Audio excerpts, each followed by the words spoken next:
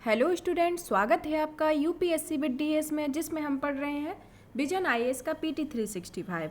यह एनवायरनमेंट का है, जिसमें हमने कुछ पार्ट को कवर अप कर लिया है और ये नेक्स्ट पार्ट हमारा अभी चल रहा है, उसको हम पढ़ेंगे। जिसमें पहला टॉपिक है जल प्रदूषण और संरक्षण। जिसमें क्या आता है पहले टॉपिक में, United nation water summit on ground water 2022। यह सुर्खियों में क्यों रहा? United nation water summit on ground water 2022 Paris में संपन्न हुआ है। इस समिति के बारे में इसके आयोजक इस शिखर सम्मेलन का आयोजन यूएन वाटर, यूनेस्को और अंतर्राष्ट्रीय भूजल संसाधन केंद्र ने किया था, जिसका उद्देश्य अंतर्राष्ट्रीय समुदाय का भूजल पर ध्यान आकर्षित करना था। शिखर सम्मेलन में 2022 में यूएन वाटर द्वारा चलाए जा रहे ground water making the invisible अभियान का समापन किया गया। यूएन वाटर क्या होता है? यूएन वाटर वह होता है जो मीठे पानी और स्वच्छता से संबंधित सभी मामलों के लिए संयुक्त राष्ट्र का एक अंतर्राष्ट्रीय एजेंसी समन्वय तंत्र होता है, जो यूनेस्को और अंतर्राष्ट्रीय भूजल संसाधन आकलन केंद्र क्या होता है? यह यूनेस्को का एक केंद्र है। यह विश्व मौसम विज्ञान संगठन के अधीन कार्य करता है। इसके नीदरलैंड वित्तीय सहायता प्रदान करता है। इसमें पहला है, यह भूजल संसाधनों के क्षेत्रीय और सीमा पारीय स्तर के आकलन और निगरानी के लिए एक विशेषज्ञ संगठन है। IGRAC एक प्रमुख उत्पादों में से एक वैश्विक भूजल सूचना प्रणाली है। इसके बारे में दिया गया। अब आते हैं कि शिखर सम्मेलन में जल के अधिक जिम्मेदारीपूर्ण और संधारणीय उपयोग तथा संरक्षण की दिशा में किए जाने वाले प्रयासों को निर्धारित करने के लिए दिशा निर्देशों के रूप में इस्तेमाल किया गया था। इसके अतिरिक्त भूजल की ओर से विश्व का ध्यान आकर्षित करने के लिए संयुक्त राष्ट्र विश्व जल विकास रिपोर्ट 2022 का आधार रेखा के रूप में उपयोग किया गया था। यह सतत विकास के 6वें लक्ष्य के रूप में इस्तेमाल किया गया है। अब इसका जो 5 स्तंभ जारी किए गए हैं, इसके 5 स्तंभ जारी किए गए हैं, इनके नाम हैं डेटा और सूचना, क्षमता विकास, नवाचार, वित्त तथा गवर्नेंस। इसमें आता है भूजल सेलों और मृदा की परतों में भंडारित जल है और पृथ्वी पर तरल अवस्था में ताजे जल का 99% हिस्सा भूजल के रूप में मौजूद है। यह इसके बारे में बताता है। अब आता है संबंधित सुर्खियां क्या रही हैं। गतिशील भूजल संसाधन आकलन रिपोर्ट 2022। इसके जारीकर्ता जल शक्ति मंत्रालय है। इसे केंद्रीय भूजल बोर्ड और राज्य संघ राज्य क्षेत्र संयुक्त रूप से समय समय पर भूजल संसाधन आकलन करते हैं। इस रिपोर्ट के मुख्य निष्कर्ष बिंदु कौन कौन से हैं? पहला, भारत विश्व में भूजल का सर्वाधिक उपयोग करने वाला देश है। यह विश्व के 1/4 भूजल का दोहन करता है। यह क्या विश्व के कितने जल का भूजल का दोहन करता है? 1/4। पुनर्भरण, कुल वार्षिक भूजल पुनर्भरण बढ़ गया है। इसमें वर्षा का योगदान लगभग 61% है। भूजल दोहन के स्तर में गिरावट देखी गई है। यह दोहन कम होकर 60% तक आ गया है। भूजल पुनर्भरण की तुलना में उसके उपयोग का प्रतिशत भूजल दोहन का स्तर कहलाता है। इसमें निकाले गए भूजल में 87% का उपयोग सिंचाई के लिए किया जाता है, जिसमें हरियाणा, पंजाब, राजस्थान, दादरा और नागर हवेली, दमन और दीव में भूजल दोहन का स्तर बहुत अधिक है। इसकी श्रेणियां हैं। 67% भूजल आकलन इकाइयाँ सुरक्षित हैं। अति दोहन वाली आकलन इकाइयों की संख्या में गिरावट दर्ज की गई है। 14% आकलन इकाइयाँ अति दोहन की श्रेणी में आती हैं, जो 4% गंभीर श्रेणी में। अब देख लेते हैं कि अति दोहन क्या होता है। अति दोहन एक वर्ष में भूजल का जितना पुनर्भरण होता है उससे अधिक जल की निकासी को अति दोहन कहा जाता है। और अति दोहन कितना % हो रहा है? इसमें अति दोहन हो रहा है 67%। इसमें अति दोहन 14% अति दोहन इकाइयाँ दिखाई गई हैं। गंभीर रूप से वार्षिक आधार पर जितना दोहन और योग्य भूजल संसाधन उपलब्ध है, उसका 90 to 100% दोहन गंभीर स्थिति मानी जाती है और गंभीर स्थिति में 4% है। और सुरक्षित में भूजल पुनर्भरण का 70% से कम दोहन सुरक्षित स्थिति होता है और सुरक्षित स्थिति में 67%। अब आता है वाटर कन्वेंशन। वाटर कन्वेंशन क्यों सुर्खियों में रहा है? 2022 में यूरोप के लिए संयुक्त राष्ट्र आयोग के वाटर कन्वेंशन की 30वीं वर्षगांठ है। 2022 यूरोप के संयुक्त राष्ट्र आर्थिक आयोग की 30वीं वर्षगांठ है। वाटर कन्वेंशन और convention on the protection and use of transboundary water courses and international lakes 1992 के बारे में बताता है।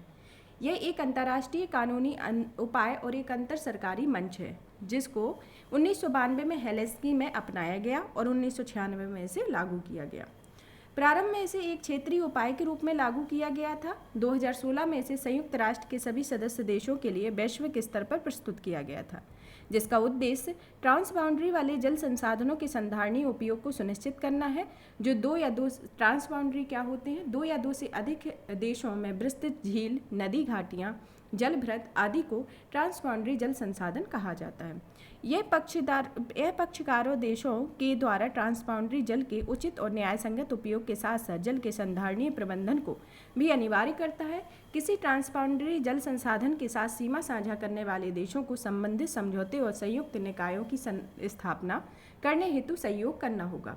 यह वाटर कन्वेंशन सतत विकास के 6वें लक्ष्य स्वच्छ जल और स्वच्छता तथा लक्ष्य 6.5 के उद्देश्यों को प्राप्त करने के लिए एक शक्तिशाली साधन है।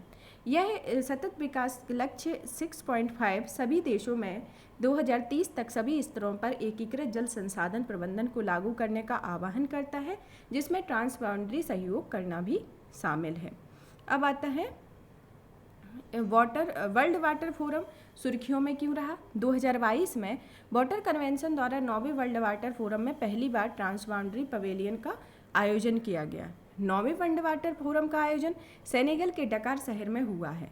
वर्ल्ड वाटर फोरम जल से संबंधित विश्व का सबसे बड़ा आयोजन है। यह 1997 से प्रत्येक 3 वर्ष में एक बार आयोजित किया जाता है। इसका आयोजन विश्व जल परिषद द्वारा एक मेजबान देश के साथ साझेदारी में किया जाता है। यह फोरम मुख्यतः अंतर्राष्ट्रीय जल समुदाय और प्रमुख निर्णय निर्माताओं को वैश्विक जल संबंधी चुनौतियों पर सहयोग करने हेतु एक मंच प्रदान करता है।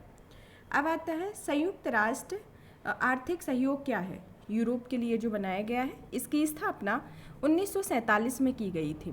ये 1947 में संयुक्त राष्ट्र आर्थिक एवं सामाजिक परिषद द्वारा की गई थी। इसका भारत सदस्य देश नहीं है। इसका प्रमुख उद्देश्य संपूर्ण यूरोपीय क्षेत्र में आर्थिक एकीकरण को बढ़ावा देना है। इसकी सदस्यता कौन कौन से देश हैं? इसमें यूरोप, उत्तरी अमेरिका और एशिया के 56 सदस्य देश हैं। हालांकि संयुक्त राष्ट्र के सभी इच्छुक सदस्य देश यूनियप के कार्य में भाग ले सकते हैं। अन्य महत्वपूर्ण जानकारी में यह संयुक्त राष्ट्र के 5 क्षेत्रीय आयोगों में से एक है। अन्य 4 क्षेत्रीय आयोग निम्नानुसार हैं। पहला, अफ्रीका के लिए आर्थिक आयोग, economic and social commission for Asia and Pacific second आयोग।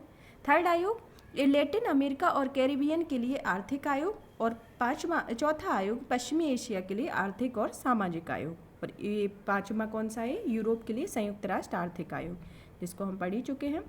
अब आता है अपरंपरागत जल संसाधन। अपरंपरागत जल संसाधन क्यों सुर्खियों में रहा, इसको देखते हैं। अपरंपरागत जल संसाधन शीर्षक से एक पुस्तक जारी की गई है। यह पुस्तक निम्नलिखित संस्थानों के विशेषज्ञों ने संकलित की है। पहला, कौन कौन से संस्थान हैं इसमें?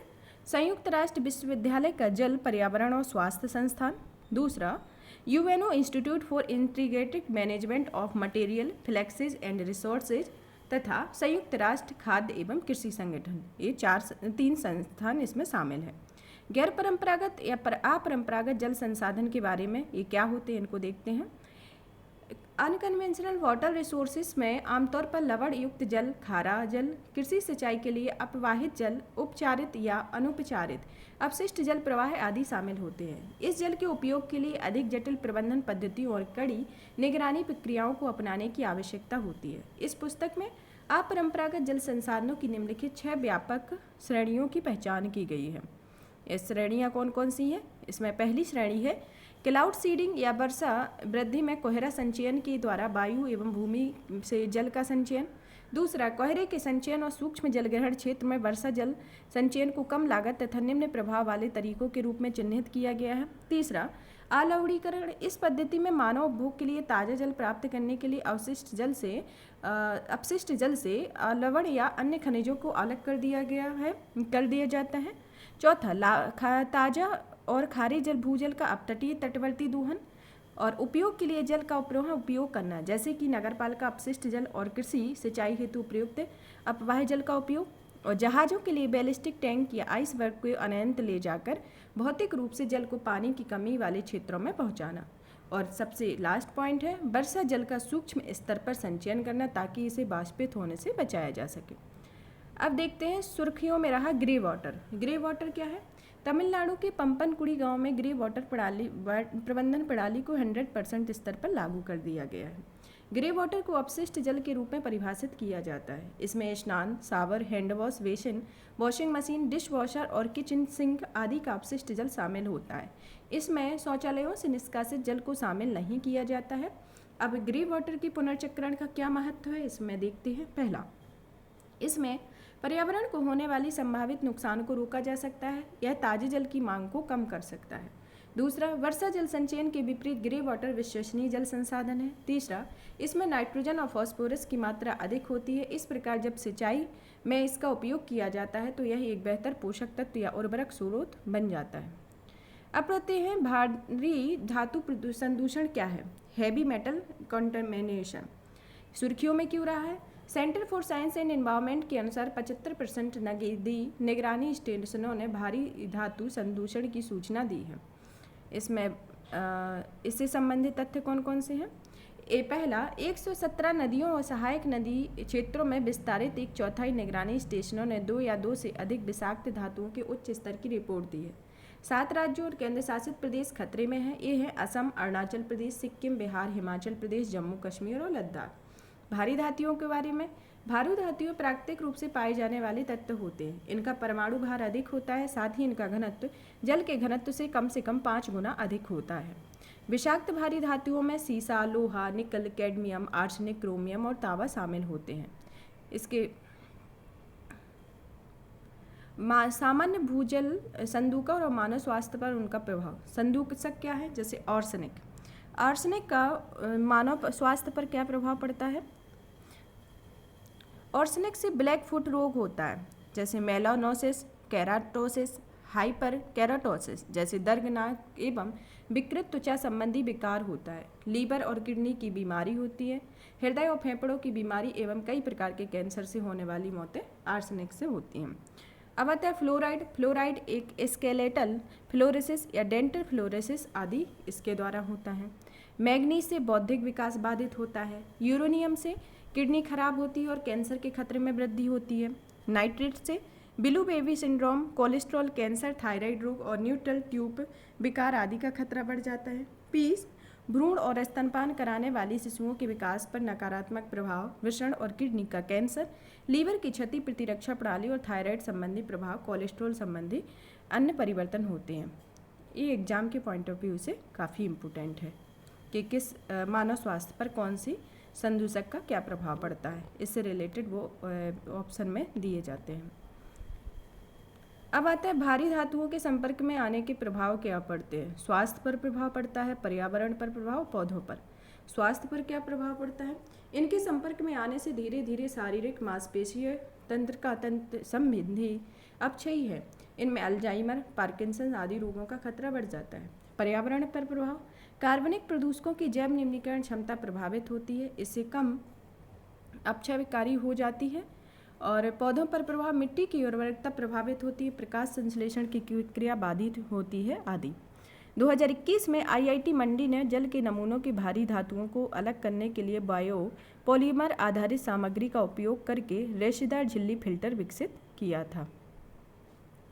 अब आता है सीसा विषाक्तता। सीसा की क्या विषाक्तता है? सीसा विषाक्तता के बारे में यह रिपोर्ट सरकारी थिंक टैंक नीति आयोग तथा वैज्ञानिक उद्योग अनुसंधान परिषद ने संयुक्त रूप से तैयार की है। इसके निष्कर्ष में हालिया रिपोर्ट के अनुसार सीसा विषाक्तता के कारण विश्व में सर्वाधिक स्वास्थ्य और आर्थिक बोझ भारत द्वारा वहन किया जाता है। बिहार, उत्तर प्रदेश, मध्य प्रदेश, झारखंड, छत्तीसगढ़ और आंध्र प्रदेश लोगों के रक्त में सीसे का औसत स्तर उच्चतम पाया गया है। सीसे के स्रोत कौन कौन से हैं? सीसा अर्थात लेड भूपर्पटी में प्राकृतिक रूप से पाई जाने वाला एक विषाक्त धातु है। यह खनन, पिघलन और शोधन उद्योग इस धातु के प्राथमिक स्रोत हैं। घरेलू उत्पाद जैसे कॉस्मेटिक उत्पाद, आयुर्वेदिक दवाइयाँ आदि भी इसके स्रोत हैं। अवैज्ञानिक रिसाइकलिंग के कारण प्रिंटेड सर्किट बोर्ड्स और बैटरियों में भी सीसा मौजूद रहता है। मिट्टी से बनी वस्तुएं, जल निकाय आदि अन्य स्रोत इसके उदाहरण हैं। सीसे का स्वास्थ्य पर क्या प्रभाव पड़ता है? सीसे के हल्के प्रभाव में आने से सिरदर्द, जी मचलाना, चिड़चिड़ापन, थकान और पेट दर्द जैसे लक्षण प्रकट होते हैं। दूसरा है समय से पहले जन्म के समय कम वजन और नवजात शिशुओं का धीमा विकास होता है। और शीशे के संपर्क में आने से शरीर में एनीमिया का खतरा बढ़ जाता है, क्योंकि यह हीमोग्लोबिन के कारण के निर्माण को रोकता है। और शीशे से अधिक प्रभाव आने से मस्तिष्क का विकास होता है, यह आईक्यू लेवल को कम करता है। बच्चों के मस्तिष्क का विकास प्रभावित होता है। अब आता है पर एंड पॉलीफ्लोरोएल्काइन पदार्थ, यह सुर्खियों में क्यों रहा? हाल ही के एक अध्ययन के अनुसार दुनिया भर में कई संस्थानों पर वर्षा का जल पर एंड फ्लोरोएल्काइन पदार्थ से दूषित है। यह बताया गया। यह क्या होता है? यह एक प्रकार का रसायन होता है जिसमें आंशिक एवं पूर्णतः फ्लोरीन युक्त कार्बन की श्रृंखलाएं मौजूद होती हैं। इन श्रृंखलाओं की लंबाई भिन्न होती है। कार्बन फ्लोरीन में के इन मजबूत बॉन्ड के कारण यह पर्यावरण में दीर्घकालीन तक बने रह सकते हैं। इनके निम्नीकरण में अत्यधिक समय लगता है, इसलिए इन्हें फॉरएवर केमिकल से चिरस्थायी रसायन कहा जाता है।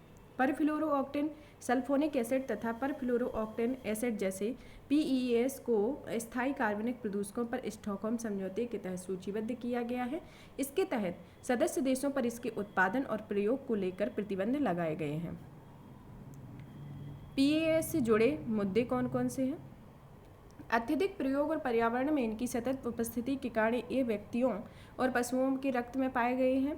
ये स्वास्थ्य खतरों से जुड़े उच्च जोखिम को बढ़ावा दे सकती हैं, जैसे प्रजनन क्षमता का ह्रास होना, बच्चों में विकास संबंधी नकारात्मक प्रभाव का होना, शारीरिक हार्मोन्स के साथ हस्तक्षेप, कोलेस्ट्रॉल का बढ़ता स्तर और लीवर में खराबी, और एकत्रित और समाप्त कर पाना कठिन होता है।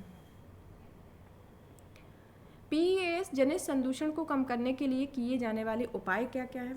एक्टिवेटेड कार्बन टैंक के माध्यम से फिल्ट्रेशन जैसी विधियों का उपयोग करके PEAS का सुरक्षित निपटान एवं भस्मीकरण आदि किया जा सकता है। स्टॉकहोम समझौते के तहत सूचीबद्ध PEAS के उपयोग को चरणबद्ध तरीके से समाप्त करने और इनकी जगह अन्य सुरक्षित विकल्पों के प्रयोग को बढ़ावा दिया जाना चाहिए। PEAS आधारित नॉन स्टिक पैन और रसोई के अन्य बर्तनों के प्रयोग आदि को भी प्रतिबंधित किया जाना चाहिए।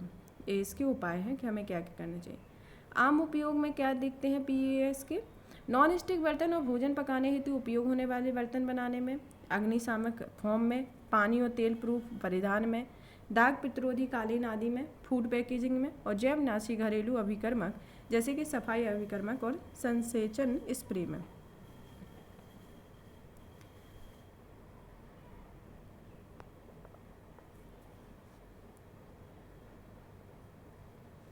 सुर्खियों में रहे अन्य जल प्रदूषक कौन कौन से हैं? पहला आता है नॉनिल फेनॉल। नॉनिल फेनॉल क्या है? यह संपूर्ण भारत में पेयजल में विषाक्त रासायनिक नॉनिफेनॉल के उच्च स्तर की इस उपस्थिति का पता चला है। यह आमतौर पर कहाँ उपयोग किया जाता है? यह नॉनिफेनॉल एथोक्लेट्स के उत्पादन में किया जाता है। नॉनिफेनॉल एथोक्लेट का प्रयोग पृथक सक्रिय कारक के रूप में किया जाता है। इसके अतिरिक्त यह दिन प्रतिदिन के उपभोक्ता उत्पादन जैसे डिटर्जेंट, वेटिंग एजेंट और डिस्पर्सेंट के रूप में भी इसका प्रयोग होता है। मानव पर क्या प्रभाव पड़ता है? नॉनिफेनॉल एक अंतःस्रावी विघटनकारी है। यह जन्म दोष, त्वचा और आँखों में जलन आदि जैसे प्रतिकूल प्रभावों से संबंधित है। संयुक्त राष्ट्र पर्यावरण कार्यक्रम ने भी नॉनिफेनॉल को chemical of a global concern के रूप में नामित किया है। हालांकि भारत में पेयजल और सतही जल में विशेष रूप से नॉनिफेनॉल के कई मौजूद नहीं है, कि कोई मानक मौजूद नहीं है। अब आता है एंडोसल्फोन। एंडोसल्फोन सुप्रीम कोर्ट ने केरल सरकार को जहरीले कीटनाशक एंडोसल्फोन के प्रत्येक पीड़ित को 5 लाख रुपए का मुआवजा देने का निर्देश दिया है। एंडोसल्फोन क्या है? एंडोसल्फान एक ऑर्गेनोक्लोरीन बायोसाइड है। इसका उपयोग न्यूरोटॉक्सिक प्रभाव पैदा करके कीटों और घुनों को नियंत्रित करने के लिए किया जाता है। इसका छिड़काव कपास, काजू, फल, चाय, धान और तंबाकू आदि फसलों पर किया जाता है।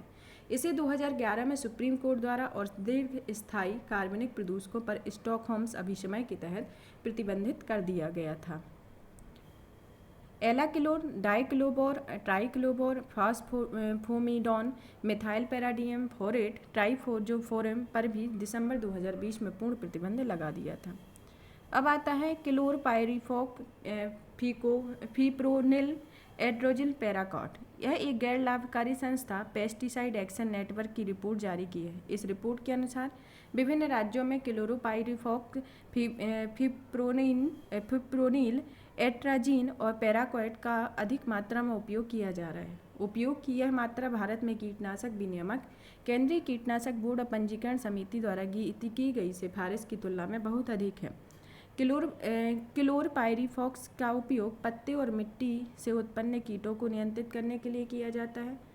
फिप्रोनिल का उपयोग चींटियों, भृंगों, तिलचट्टों, पिस्सू आदि की नियंत्रित करने के लिए किया जाता है। एट्राजीन का उपयोग वार्षिक घास और चौड़ी पत्ती वाले खरपतवारों को उगाने से पहले उन्हें चयनित रूप से नियंत्रित करता है। पैराक्वाट एक शाकनाशी है। इसका उपयोग मुख्य रूप से खरपतवार और घास को नियंत्रित करने के लिए किया जाता है। ये इसके अलग अलग इसमें उपयोग किए गए हैं। इससे संबंधित रिपोर्ट आई है जिसका अधिक मात्रा में उपयोग किया जा रहा है। अब आता है माइक्रोप्लास्टिक। माइक्रोप्लास्टिक क्या है? भारतीय विज्ञान संस्थान के एक अध्ययन में चेतावनी दी गई है कि कावेरी नदी में माइक्रोप्लास्टिक की उपस्थिति से मछलियों को नुकसान पहुंच रहा है। जल निकायों में माइक्रोप्लास्टिक के अध्ययन के उद्देश्य से अलग अलग जल प्रवाह वाले 3 भिन्न भिन्न निकायों से नमूने एकत्र किए गए थे। ऐसा इसलिए किया गया था क्योंकि जल की गति प्रदूषकों की सांद्रता को प्रभावित करती है।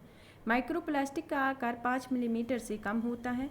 माइक्रोफाइबर सबसे प्रचुर मात्रा टुकड़े, छर्रे, फ्लैक्स सीड या फोम शामिल होते हैं। ये विभिन्न भागों से जल निकायों में प्रवेश करते हैं। इनमें वायुमंडलीय निक्षेप, दूषित भूमि से अपवाह या नगरपालिका का अपशिष्ट जल शामिल होता है।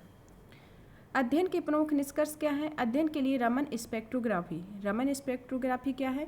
यह एक गैर ध्वंसात्मक रसायन विश्लेषण तकनीक है। यह रसायन संरचना, चरण और आणविक अंतरक्रिया के बारे में व्यापक जानकारी प्रदान करती है। इसका उपयोग किया जाता है अध्ययन के द्वारा माइक्रोप्लास्टिक और साइक्लोहेक्सिन कार्यात्मक समूह वाले विषाक्त रसायनों का पता लगाया गया था।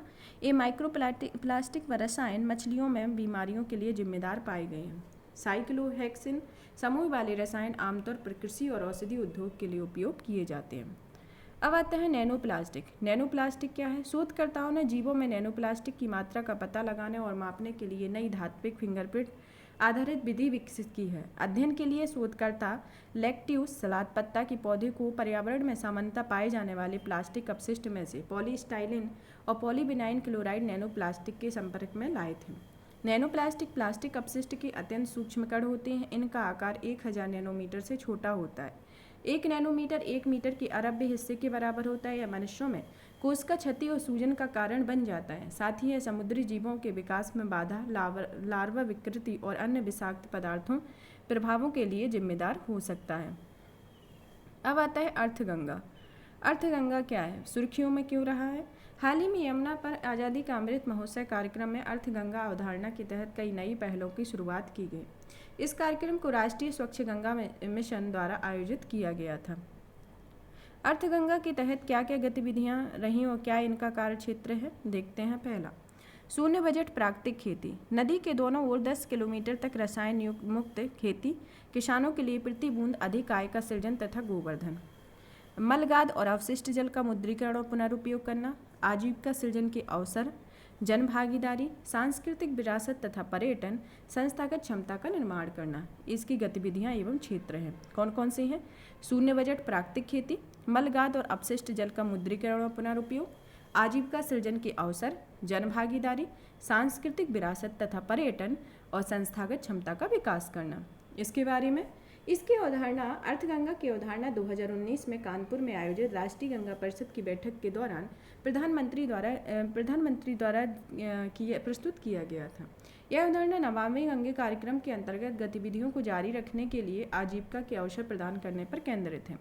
नमामि गंगा को उसकी सहायक नदियों को साफ करने के लिए सरकार का प्रमुख कार्यक्रम है, जिसका लक्ष्य अर्थगंगा परियोजना का उद्देश्य गंगा बेसिन के क्षेत्रों को विकास करना है ताकि इन क्षेत्रों में घरेलू उत्पाद में लगभग 3% का योगदान प्राप्त हो सके।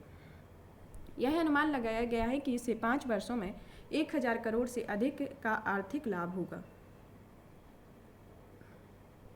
अर्थगंगा के तहत शुरू की गई नई पहलें कौन कौन सी हैं? पहला, जलज। जलज इसकी शुरुआत 26 स्थानों पर की गई है। ये स्थान उन राज्यों में स्थित हैं जहां गंगा नदी गुजरती है। इसके तहत छोटी छोटी दुकानों या फ्लोटिंग मोबाइल केंद्रों की स्थापना की जाएगी, जिसका उद्देश्य गंगा नदी के तटों के आसपास आजीविका के अवसर बढ़ाना है। अब दूसरा आता है NMCG और सहकार भारती के बीच समझौता। गंगा नदी के प्रवाह क्षेत्र वाले 5 राज्यों में 75 सहकार गंगा ग्रामों की पहचान करना, जिसका उद्देश्य किसान उत्पादक संगठनों और सहकारी समितियों के मध्य प्राकृतिक खेती को बढ़ावा देना, साथ ही गंगा ब्रांड के तहत प्राकृतिक खेती और जैविक उत्पादों के विपणन हेतु सुविधा प्रदान करना है। अब आते हैं पर्यटन संबंधी पोर्टल की शुरुआत। IM अवतार पर्यटन को सुविधाजनक बनाना, स्थानीय उत्पादों के विपणन को बढ़ावा देना, गंगा के घाटों एवं NMCG द्वारा बनाई गई अन्य परिस्थितियों को संधारणीयता को सुनिश्चित करना है। सुर्खियों में रही जिला गंगा समितियाँ। जिला गंगा समिति क्या है? जल शक्ति मंत्रालय ने डिस्ट्रिक्ट गंगा कमेटी की परफॉर्मेंस मॉनिटरिंग सिस्टम के लिए एक डिजिटल डैशबोर्ड का शुभारंभ किया। गंगा नदी बेसिन के आसपास अवस्थित जिलों में डिस्ट्रिक्ट गंगा कमेटी का गठन किया गया है, गंगा बेसिन के आसपास अवस्थित जिलों के लिए, जिसका उद्देश्य गंगा और उसकी सहायक नदियों में जल एवं कचरे के प्रबंधन और प्रदूषण रोकथाम में लोगों की भागीदारी को सुनिश्चित करना है। डिस्ट्रिक्ट गंगा कमेटी को क्या क्या कार्य सौंपे गए हैं? पहला, नमामि गंगे कार्यक्रम के तहत सृजित परिसंपत्तियों का समुचित उपयोग सुनिश्चित करना। दूसरा, गंगा और उसकी सहायक नदियों में गिरने वाले दूषित जल, अवशिष्ट जल की निगरानी करना। तीसरा, गंगा के कायाकल्प के साथ लोगों का मजबूत जुड़ाव स्थापित करना आदि। जिला कलेक्टर के अध्यक्ष होते हैं। जिला कलेक्टर डिस्ट्रिक्ट गंगा कमेटी के अध्यक्ष होते हैं। स्टॉकहोम विश्व जल सप्ताह 2022। विश्व जल सप्ताह स्टॉकहोम इंटरनेशनल वाटर इंस्टीट्यूट द्वारा आयोजित एक वार्षिक कार्यक्रम है, जिसका उद्देश्य जल संबंधी वैश्विक मुद्दों और संबंधित अंतर्राष्ट्रीय घटनाक्रमों को संबोधित करना है। यह स्टॉकहोम इंटरनेशनल वाटर इंस्टीट्यूट एक गैर लाभकारी संस्था है, जिसके पास जल के प्रदूषण से जुड़ी विभिन्न तरह की विशेषताएं मौजूद हैं। इन विशेषताओं में स्वच्छता, जल संसाधन प्रबंधन, जल कूटनीति इत्यादि शामिल होते हैं। अब आता है जल संरक्षण की अन्य पहलें कौन कौन सी हैं? भारत टैप। भारत टैप की शुरुआत आवासन और शहरी कार्य मंत्रालय ने इस पहल का शुरुआत की। यह कायाकल्प और शहरी परिवर्तन के लिए अटल मिशन 2.0 और स्वच्छ भारत मिशन 2.0 के तत्वाधान में आयोजित किया जाता है, जिसका लक्ष्य भारत टैप पहल का उद्देश्य कम जल प्रवाह वाले सैनिटरी वेयर बड़े पैमाने का उपलब्ध कराना है। इस तरह स्रोत पर ही जल की खपत को काफ़ी कम किया जा सकेगा। इससे कम से कम 40% जल की बचत होने का अनुमान है। इसके परिणाम स्वरूप ऊर्जा की बचत होगी। अब आता है निर्मम जल प्रयास। निर्मम जल प्रयास आवासन और शहरी कार्य मंत्रालय ने राष्ट्रीय रियल एस्टेट विकास माही की पहल निर्मम जल प्रयास को लॉन्च किया है, जिसका उद्देश्य भूजल का मानचित्रण करना और प्रतिवर्ष 500 करोड़ लीटर जल की बचत करना है। इस पहल के माध्यम से जल की बचत करने में प्रेरित किया जाएगा। साथ ही जागरूकता का प्रसार और बेहतर प्रयास भी किए जाएंगे। राष्ट्रीय रियल एस्टेट विकास परिषद की स्थापना 1998 में आवासन और शहरी कार्य मंत्रालय के तत्वाधान में एक स्वायत्त 100 विनियामक निकाय के रूप में की गई थी। यह रियल एस्टेट उद्योग को प्रभावित करने और उन्हें आकार देने वाले सामूहिक शक्ति बनने का प्रयास करता है। इसके तहत राष्ट्रीय रियल एस्टेट विकास परिषद ने माही राष्ट्रीय रियल एस्टेट विकास परिषद महिला विंग की स्थापना की है। इसमें जिसका लक्ष्य महिला उद्यमियों को सशक्त बनाना और रियल एस्टेट क्षेत्र को संबद्ध क्षेत्र को महिलाओं की भागीदारी को प्रोत्साहित करना है। अब आता है राष्ट्रीय जल पुरस्कार। राष्ट्रीय जल पुरस्कार जल शक्ति मंत्रालय ने राष्ट्रीय पुरस्कार पोर्टल पर चौथे राष्ट्रीय जल पुरस्कारों की सूचना दी है। राष्ट्रीय जल पुरस्कार सरकार के जल समृद्ध भारत की परिकल्पना को पूरा करने की दिशा में राज्यों, जिलों, व्यक्तियों, संगठनों आदि द्वारा किए गए अनुकरणीय कार्यों और प्रयासों की पहचान करने तथा उन्हें प्रोत्साहित करने के लिए दिए जाते हैं, जिसका उद्देश्य जनता को जल के महत्व के बारे में जागरूक करना है। साथ ही उन्हें सर्वोत्तम जल उपयोग प्रथाओं को अपनाने के लिए प्रेरित करना भी इनका उद्देश्य है। इसके तहत विभिन्न श्रेणियों में पुरस्कार विजेताओं को प्रशस्ति पत्र, ट्रॉफी और नगद पुरस्कार प्रदान किए जाते हैं। अब आता है जलदूत ऐप। जलदूत ऐप को विकासकर्ता कौन है? ग्रामीण विकास मंत्रालय। इसका उद्देश्य यह ऐप चयनित गांवों में भूजल स्तर की पहचान करने में मदद करता है। यह ग्राम रोजगार सहायक को वर्ष में 2 बार चयनित कुओं के जल स्तर को मापने में सक्षम बनाएगा। एकत्र किए गए आंकड़ों का उपयोग ग्राम पंचायत विकास योजना और मनरेगा योजना के नियोजन के हिस्से में किया जा सकता है। अब आते हैं स्वच्छ सुजल प्रदेश। अंडमान और निकोबार द्वीप समूह भारत का पहला स्वच्छ सुजल प्रदेश बन गया। स्वच्छ सुजल प्रदेश प्रमाणन जल शक्ति मंत्रालय द्वारा प्रदान करता है। इसके महत्वपूर्ण 3 घटक हैं। कौन कौन सा है? पहला, स्वच्छ और सुरक्षित पेयजल आपूर्ति एवं प्रबंधन, ODF खुली में शौच मुक्त प्लस, ODF के दर्जे को बनाए रखना और ठोस एवं तरल अपशिष्ट प्रबंधन, तथा अभिसरण, सूचना, शिक्षा एवं संचार, एक्शन प्लानिंग आदि जैसे क्रॉस कटिंग हस्तक्षेप। अंडमान और निकोबार द्वीप समूह के सभी गांवों को हर घर जल प्रमाण पत्र प्राप्त हुआ है। अब आता है पेयजल सर्वेक्षण। पेयजल पर सर्वेक्षण आवासन एवं शहरी कार्य मंत्रालय ने अटल नवीनीकरण और शहरी परिवर्तन मिशन 2.0 के तहत पेयजल सर्वेक्षण का जमीनी सर्वेक्षण शुरू किया है।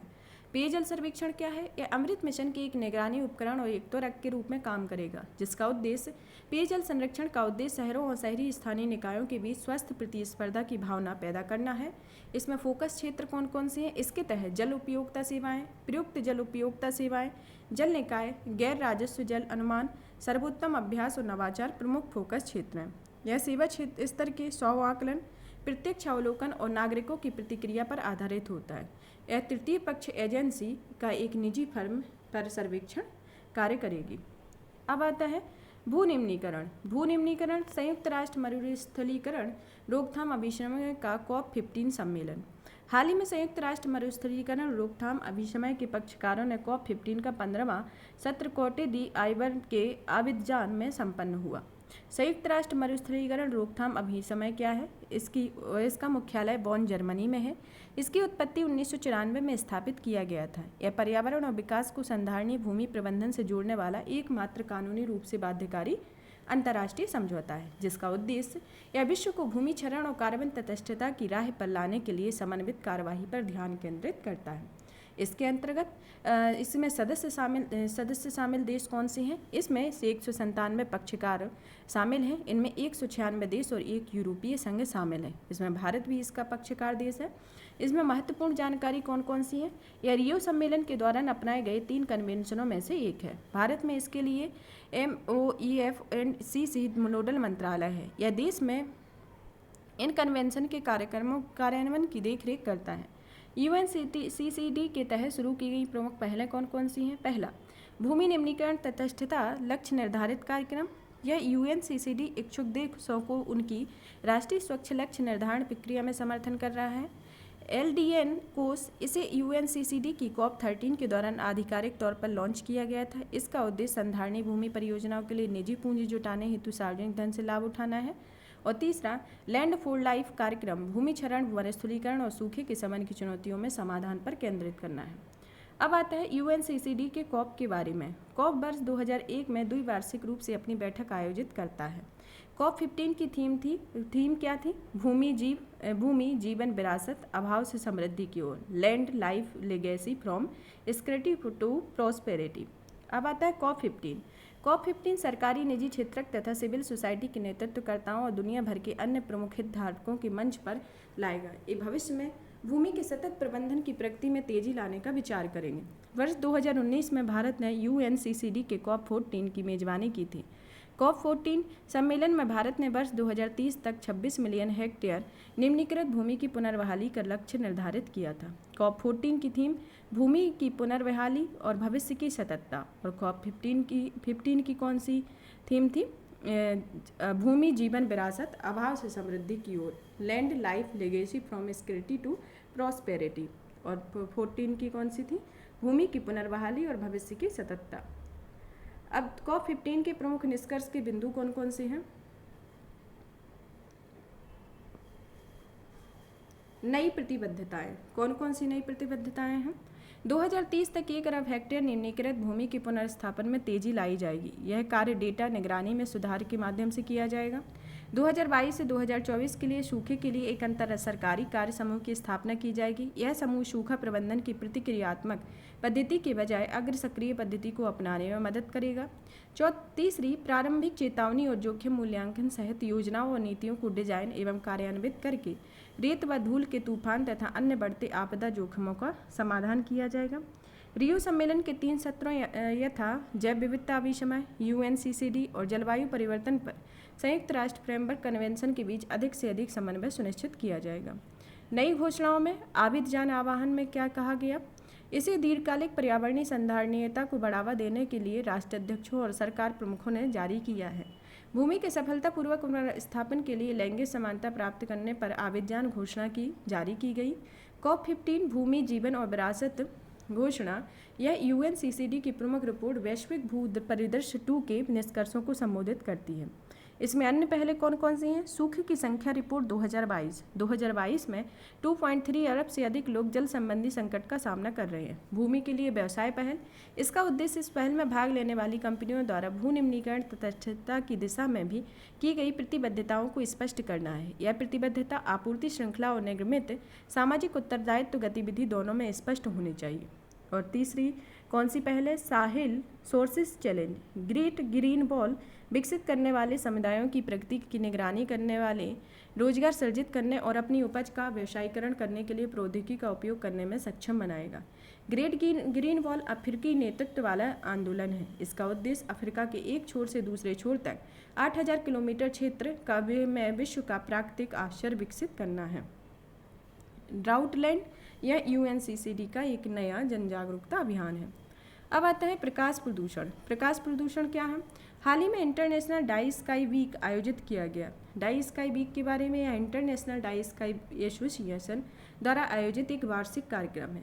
इसका लक्ष्य यह प्रकाश प्रदूषण के नकारात्मक प्रभाव के बारे में जागरूकता बढ़ाने और रात्रिकालीन आकाश का आनंद उठाने के लिए आयोजित किया जाता है। प्रकाश प्रदूषण या फोटो पॉल्यूशन के बारे में, यह प्रकाश प्रदूषण से आशय अत्यधिक व गलत दिशा में बाधा डालने वाले कृत्रिम प्रकाश से है। प्रकाश प्रदूषण के 3 घटक कौन कौन से हैं? प्रमुख घटक तीव्र प्रकाश, आकाशीय चमक, प्रकाश का अनुचित उपयोग और प्रकाशीय अवस्था।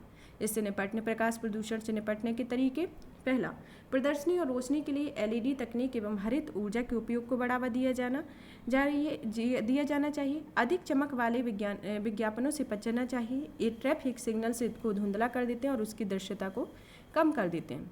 अब आता है प्रकाश प्रदूषण पक्षियों एवं लोगों पर कैसे प्रभाव डालता है। प्रकाश प्रदूषण दिन और रात दोनों समय सक्रिय रहने वाले पक्षियों की कई प्रजातियों को प्रभावित करते हैं। प्रकाश के कारण टकराव होते हैं, भी सही है। प्रकाश प्रदूषण के कारण इमारतों और अन्य निर्मित संरचनाओं में टकरा कर लाखों पक्षियों की मौत हो जाती है, ये सही है। जैविक चक्र में बाधा, प्रकाश प्रदूषण पक्षियों के व्यवहार में परिवर्तन कर सकता है। उनमें उनका प्रवास, भोजन की खोज, ध्वन्यात्मक संचार आदि प्रभावित होते हैं। साथ ही उनका दैनिक और वार्षिक जैविक चक्र बाधित होता है। प्रकाश के कारण दिशाभ्रम, प्रकाश प्रदूषण रात में उड़ने वाले पक्षियों को आकर्षित करता है और उन्हें विचलित करता है। इससे वे प्रकाश वाले क्षेत्रों में चक्कर लगाते रहते हैं। इससे उनकी संग्रहित ऊर्जा कम हो जाती है और उनके लिए थकावट, शिकार और घातक टक्कर जैसे खतरे पैदा हो जाते हैं। अब आता है पारिस्थितिकी तंत्र में बाधक। प्रकाश प्रदूषण न केवल पक्षियों बल्कि अन्य जानवरों और पौधों को भी प्रभावित करता है। इसके अन्य प्रभाव खगोलीय अनुसंधान में हस्तक्षेप करता है तथा ऊर्जा की खपत को बढ़ाता है। मानव स्वास्थ्य पर नुकसान, सर्केडियन रिदम या मेलाटोनिन के उत्पादन को प्रभावित करता है, जो प्रकाश और अंधेरे द्वारा नियंत्रित होते हैं, और नींद संबंधी विकार, मधुमेह और अन्य समस्याएं हो सकती हैं। अब आता है अपशिष्ट प्रबंधन। अपशिष्ट प्रबंधन एकल उपयोग वाले प्लास्टिक पर प्रतिबंध। एकल उपयोग वाले प्लास्टिक से निर्मित अनेक वस्तुओं को 1 जुलाई 2022 से पूरे भारत में प्रतिबंधित कर दिया गया है। इन वस्तुओं की पहचान पर्यावरण, वन एवं पर्यावरण मंत्रालय द्वारा की गई है। SUP पर प्रतिबंध से संबंधित अन्य तथ्य कौन कौन से हैं? MOFNC ने कुछ समय पहले प्लास्टिक कचरा प्रबंधन संशोधन नियम 2021 को अधिसूचित किया है। इसके तहत उनका निर्माण, आयात, स्टॉकिंग, वितरण, बिक्री और उपयोग प्रतिबंधित है। कंपोजिट प्लास्टिक उत्पादों पर प्रतिबंध लागू नहीं है। इस प्रतिबंध का उल्लंघन करने वालों को पर्यावरण संरक्षण अधिनियम 1986 के तहत दंडित किया जा सकता है। इसके तहत 5 साल तक की कैद या 1 लाख रुपए का जुर्माना या दोनों हो सकते हैं। प्लास्टिक अपशिष्ट प्रबंधन संशोधन नियम 2021 के तहत सिंगल यूज प्लास्टिक वस्तुएं कौन कौन सी हैं? प्लास्टिक स्टिक, कल्टरी वस्तुएं, पैकिंग, रैपिंग फिल्म और अन्य वस्तुएं। जैसे प्लास्टिक स्टिक में आते हैं गुब्बारों के लिए प्लास्टिक स्टिक इत्यादि। कल्टरी में आते प्लेट, कप, गिलास। और पैकिंग रैपिंग में मिठाई के डिब्बों, निमंत्रण पत्र पर रैपिंग, पैकिंग और अन्य वस्तुओं में 100 माइक्रोन से कम मोटाई वाले प्लास्टिक आते हैं इसके अंतर्गत। प्लास्टिक कचरा प्रबंधन नियम 2021 में इसमें अन्य प्रावधान क्या है? महत्वपूर्ण प्रावधान, इसका उद्देश्य 2022 तक अवशिष्ट और अप्रबंधित प्लास्टिक के कारण होने वाले प्रदूषण पर अंकुश लगाना और एसयूपी वस्तुओं को चरणबद्ध रूप से समाप्त करना है। एकल उपयोग वाले प्लास्टिक एक ऐसी प्लास्टिक वस्तु के रूप में परिभाषित किया गया है जिसका निपटान एवं पुनर्चक्रण करने के पहले एक ही उद्देश्य से केवल एक बार प्रयोग किया जाता है। 30 सितंबर 2021 से प्लास्टिक कैरी बैग की मोटाई 50 माइक्रोन से बढ़ाकर 75 माइक्रोन और 31 दिसंबर 2022 से 120 माइक्रोन तक कर दी गई है।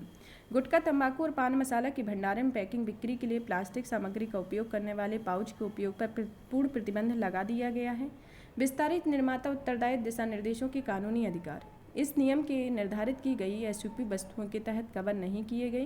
प्लास्टिक पैकेजिंग कचरे को पर्यावरण के अनुकूलन परिस्थितियों से एकत्रित प्रतिबंधित किया गया है। यह कार्य प्लास्टिक कचरा प्रबंधन नियम 2016 के अनुसार इन वस्तुओं के उत्पादक, आयातक और ब्रांड मालिक के द्वारा विस्तारित निर्माता उत्तरदायित्व के तहत किया जाएगा।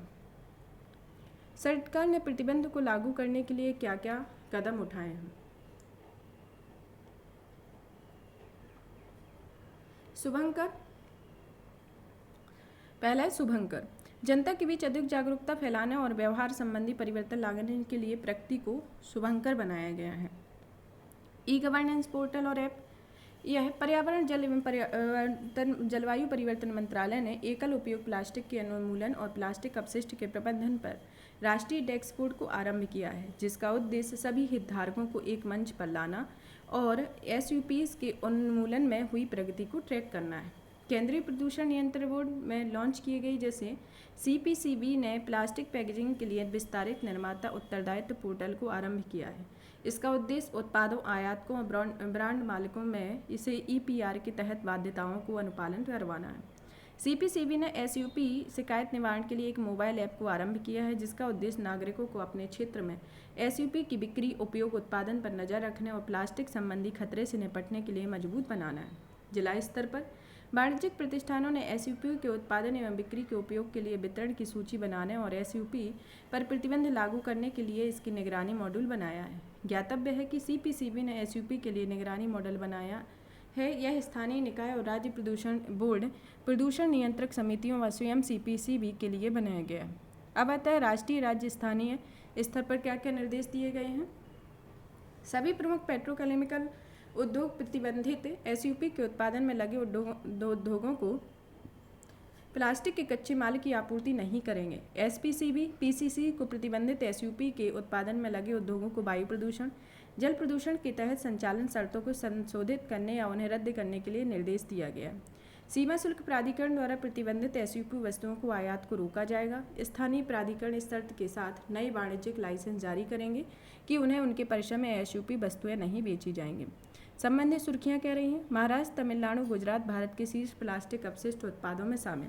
यह निष्कर्ष केंद्रीय प्रदूषण नियंत्रण बोर्ड के आंकड़ों पर आधारित है। इसमें अन्य निष्कर्ष, भारत प्लास्टिक अपशिष्ट के उत्पादन में विश्व में 5वें स्थान पर है।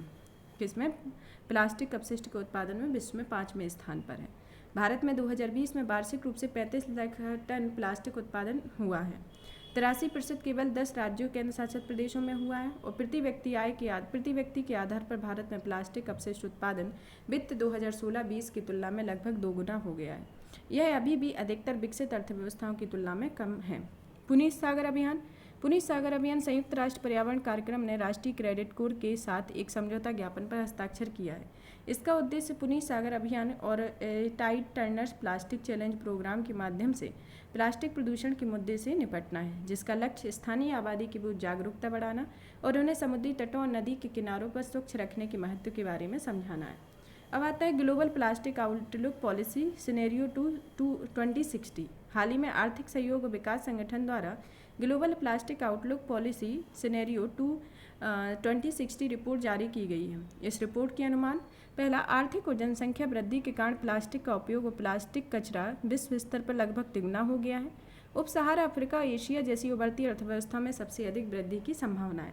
प्लास्टिक के जीवन चक्र के निम्नलिखित के प्रभाव में दोगुने से अधिक की वृद्धि होने की संभावना का अनुमान है। पहला, ग्रीन हाउस गैसों का उत्सर्जन, ओजोन का निर्माण, अम्लीकरण और मानव विषाक्तता।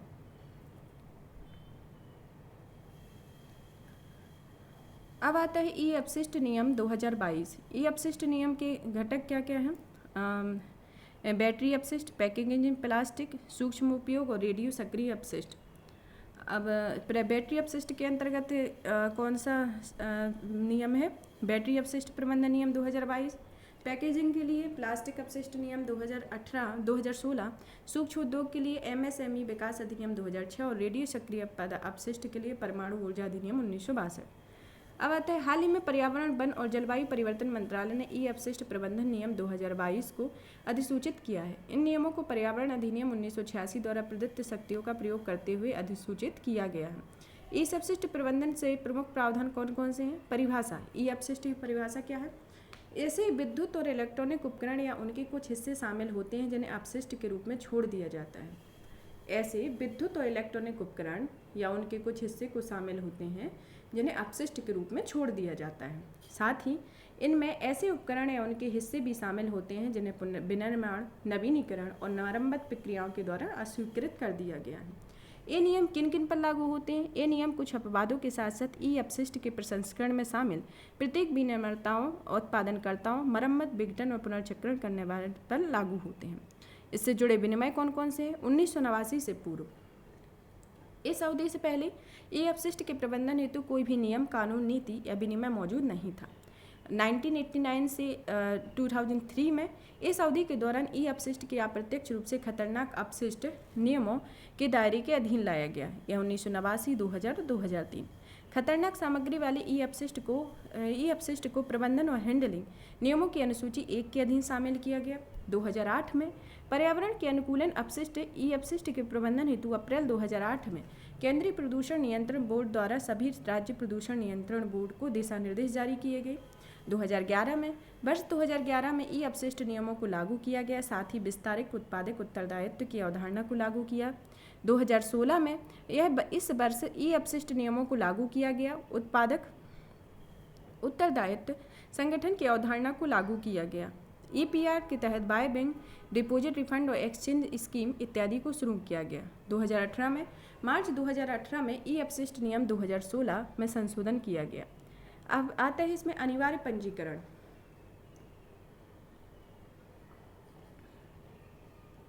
ई उत्पादों के विनिर्माताओं, उत्पादनकर्ताओं, मरम्मत या पुनर्चक्रण करने वालों को अनिवार्य रूप से केंद्रीय प्रदूषण नियंत्रण बोर्ड के साथ पंजीकरण कराना होगा। विस्तारित उत्पादक उत्तरदायित्व प्रमाण पत्र। इन नियमों का उद्देश्य विस्तारित उत्पादक उत्तरदायित्व प्रमाण पत्र देकर पंजीकृत इलेक्ट्रॉनिक अपशिष्ट पुनर्चक्रण करने वाले को प्रोत्साहित करना है। यह ध्यान देने योग्य है कि EPR प्रमाण पत्र संबंधी प्रावधान को ई अपशिष्ट नियम 2016 के तहत शामिल नहीं किया गया है। इसकी निगरानी में खतरनाक पदार्थों के उपयोग में प्रावधानों के अनुसार कमी की गई है। इसके अनुपालन की निगरानी और सत्यापन के लिए CPCB बाजार में उपलब्ध बिजली और इलेक्ट्रॉनिक उपकरणों की रैंडम जांच कर सकता है। पर्यावरणीय क्षतिपूर्ति। दायित्व को पूरा न करने की स्थिति में CPCB उत्पादनकर्ताओं से पर्यावरणीय क्षतिपूर्ति की मांग करेगा और इसके संग्रहण के लिए दिशा निर्देश भी निर्धारित करेगा। उत्तरदायित्व में विनिर्माताओं के लिए अंतिम उत्पाद को पुनर्चक्रण के योग्य बनाना। अलग अलग विनिर्माताओं द्वारा बनाए गए घटक एक दूसरे का संगत होने चाहिए। उत्पादनकर्ताओं के लिए विस्तारक उत्पादक उत्तरदायित्व लक्ष्यों को प्राप्त करना और लागू करना और वर्ष 2023 तक उत्पादनकर्ताओं द्वारा अपने इलेक्ट्रॉनिक अपशिष्ट का कम से कम 60% एकत्रित एवं पुनर्चक्रित किया जाना आवश्यक है। वर्ष 2024-25 में इसे 70% और 80% तक किया गया है। 1 अप्रैल 2023 से लागू है। यह जागरूकता पैदा करना है। पुनर्चक्रण करने वालों के लिए यह सुनिश्चित करना कि पुनर्चक्रण की प्रक्रियाएं सुविधाएं विनियामक मानकों के अनुरूप है। एकत्र किए गए ई अपशिष्ट का रिकॉर्ड रखना है। राज्य सरकार के लिए मौजूदा आगामी औद्योगिक पार्कों, औद्योगिक संकुलों आदि में ई अपशिष्ट के विघटन करने पुनर्चक्रण के लिए स्थान निर्धारित करना है। ई अपशिष्ट का विघटन पुनर्गठन करने वाली इकाइयों में कार्य करने वाले श्रमिकों के स्वास्थ्य और सुरक्षा सुनिश्चित करने के लिए उपाय करना और औद्योगिक कौशल विकास संबंधी गतिविधियां शुरू करना है। भारत में इस अपशिष्ट की उत्पादन की स्थिति। चीन और संयुक्त राज्य अमेरिका के बाद भारत विश्व में तीसरा सबसे बड़ा इलेक्ट्रॉनिक अपशिष्ट उत्पादक देश है। भारत लगभग 4 MMT मिलियन मीट्रिक टन ई अपशिष्ट का उत्पादन करता है और वर्ष 2050 तक इसके 40 गुना बढ़ने की संभावना है। वार्षिक ई अपशिष्ट उत्पादन में लगभग 70% हिस्सेदारी कंप्यूटर उपकरणों की है। इसके बाद दूरसंचार क्षेत्र, चिकित्सा के उपकरणों और विद्युत उपकरणों का स्थान आता है। भारत में उत्पन्न इलेक्ट्रॉनिक अपशिष्ट का केवल 1.5% संस्थागत प्रक्रियाओं के माध्यम से पुनर्चक्रित किया जाता है। उत्तर प्रदेश, उत्तराखंड, तमिलनाडु और हरियाणा जैसे राज्यों के पास ई अपशिष्ट का विघटन और उनका पुनर्चक्रण करने की अत्यधिक क्षमता विद्यमान है। अब आता है अंतर्राष्ट्रीय अभिसमय एवं संधियाँ।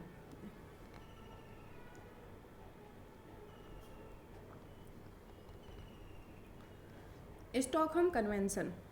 स्टॉकहोम कन्वेंशन की दीर्घस्थायी कार्बनिक प्रदूषकों पर समीक्षा समिति की 18वीं बैठक संपन्न हुई।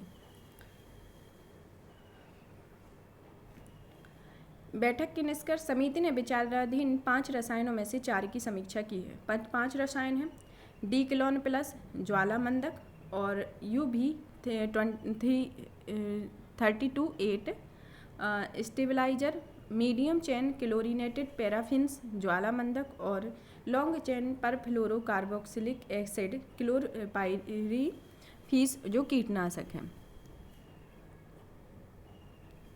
स्टॉक अभिसमय क्या है? इसकी उत्पत्ति एक वैश्विक कानूनी रूप से बाध्यकारी संधि है। 2001 में स्वीडन के स्टॉकहोम में पूर्ण अधिकार प्राप्त प्रतिनिधियों के सम्मेलन में हस्ताक्षर के रूप में प्रस्तुत किया गया था और अपनाया गया था। इसे 2004 में लागू हुआ था।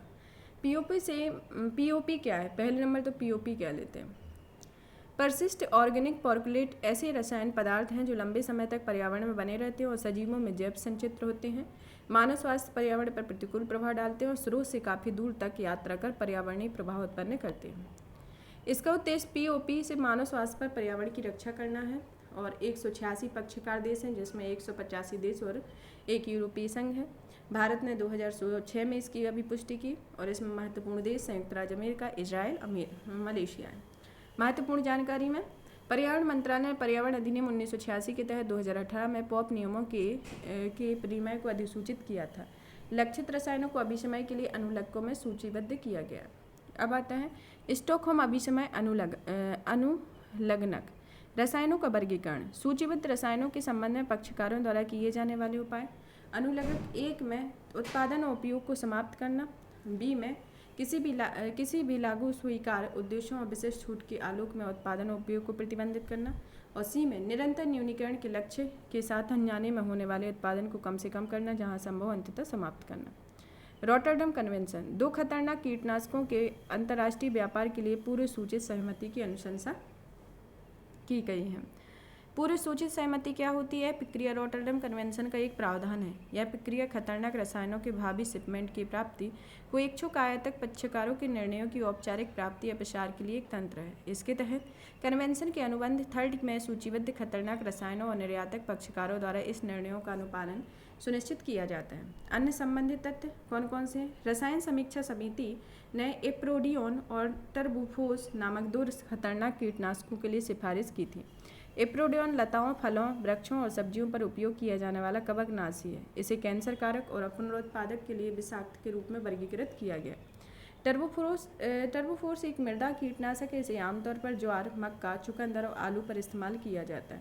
अपनी विषाक्तता के कारण इसे जलीय जीवों के लिए भी खतरनाक माना गया है। 2015 में अनुपम वर्णा समिति की रिपोर्ट के माध्यम से भारत में इन रसायनों के उपयोग की अनुमति दी गई थी। भारत टर्बूफोर्स के सबसे बड़ा निर्यातकों में से एक है। रॉटरडम कन्वेंशन, इसकी स्थापना यह अंतर्राष्ट्रीय संधि है जिसमें 1995 में रॉटरडम में पोंटिटेरियस के सम्मेलन में द्वारा अपनाया गया था। 2004 में लागू हुआ। उद्देश्य खतरनाक रसायनों में व्यापार के संदर्भ में देशों द्वारा सूचित निर्णय लेने की मदद के लिए डिजाइन किया गया। सदस्यता 72 सदस्य थे और भारत सहित 165 पक्षकार देश हैं। इसमें महत्वपूर्ण जानकारी, इनमें वैसे कीटनाशक औद्योगिक रसायन शामिल हैं जिनके प्रयोग को पक्षकारों ने स्वास्थ्य और पर्यावरणीय कारणों से प्रतिबंधित या सख्ती से सीमित किया है। कन्वेंशन के तहत पीआईसी प्रक्रिया के कार्यान्वयन को कानूनी रूप से बाध्यकारी दायित्व बनाया गया है। संभावित खतरनाक रसायनों की एक बहुत बड़ी व्यापक श्रेणी के रूप में पक्षकारों के बीच में सूचना विनिमय किया जाता है। सीआरसी रॉटरडम कन्वेंशन की एक सहायक संस्था है। इसे कन्वेंशन द्वारा निर्धारित मानदंडों के अनुसार रसायनों और कीटनाशकों के निर्माण में समीक्षा के लिए स्थापित किया गया। अब आता है प्रमुख रिपोर्ट एवं सूचकांक।